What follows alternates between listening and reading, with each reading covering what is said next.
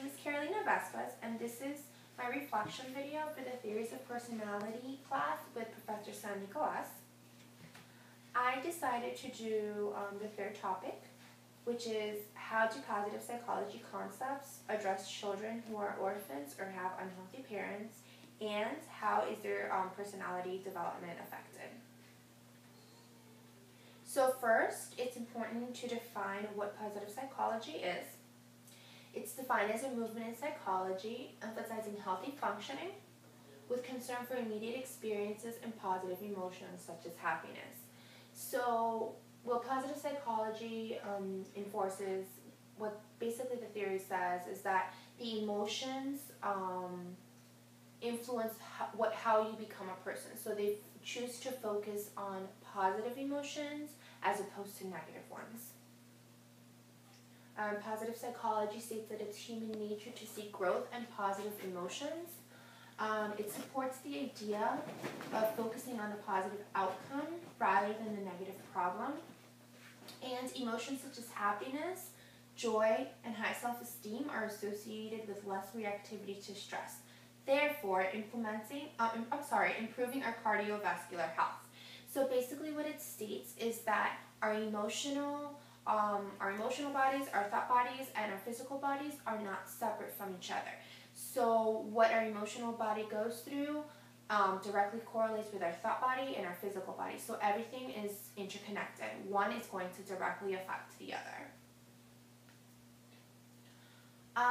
Orphans grow up with the feeling of being unwanted and constantly feeding themselves these negative emotions. They're constantly asking themselves, why did my parents give me up? Wasn't I good enough?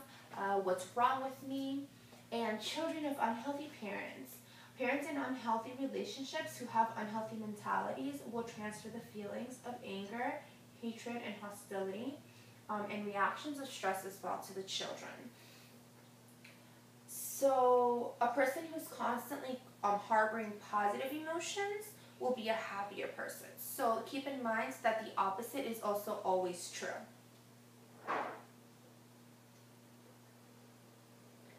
Positive psychology also states that it's important to keep in mind the resilience, the optimism, and the defense mechanism of the child. The resilience is a strength to survive a stressful situation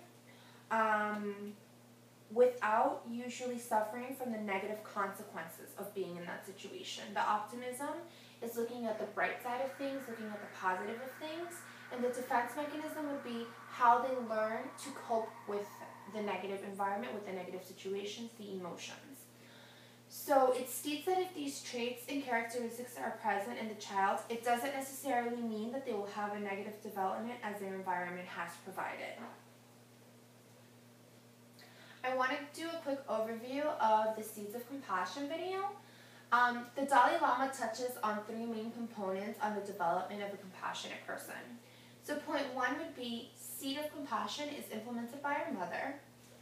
Two would be using our common sense. And three, negative feelings consumed from the inside out. The first point, the Dalai Lama states that if a person receives maximum care and affection, they tend to be more stable, skilled, and a happier human being. It's sort of similar to what positive psychology states. If a person has a happy environment, they tend to be a happier, more skilled overall person. Common sense would be a rich family is not necessarily happy, and a poor family with the values of compassion, trust, and affection are happier than rich families. The third point is that there's scientific proof that constant negative thoughts can affect our immune system. So going back to one of the first slides where it states in positive psychology that it's kept in mind that none of the three bodies are different from each other. So the direct correlation that I made with the Seeds of Compassion video to the theories that we've seen earlier in this semester is the mother-child bond, so the attachment. Freud's oral stage also states this, Mary Ainsworth attachment style, and Maslow's hierarchy of needs. And the last one is negative thoughts affect our immune system. Freud's psychosomatic conversion disorder, positive psychology, and Hornet's moving against orientation. Thank you so much for watching. Have a great one.